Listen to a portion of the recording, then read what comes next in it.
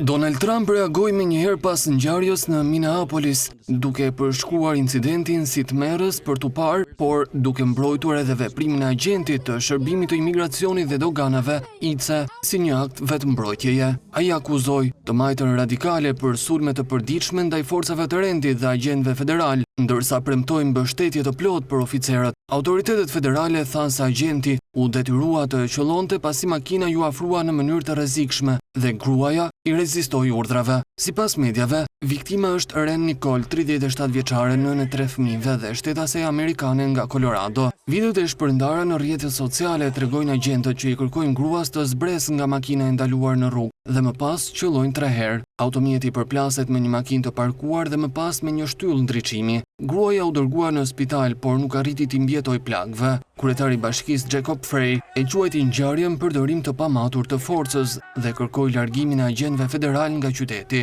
ndërsa guvernatori Tim Walz kritikoi ashpër administratën Trump dhe cilsoi incidentin të shmangshëm. Deputetja Ilhan Omar theksoi se viktima ishte një vëzhguese ligjore në operacionin masiv të Shërbimit të Imigracionit dhe Doganave. Qindra protestues u mblodhen në zonë për të shprehur zemërim dhe shqetësim. Ngjarja ndodhi vetëm disa bloqe larg vendit, ku 5 vite më parë George Floyd u mbyt brutalisht nga një polic.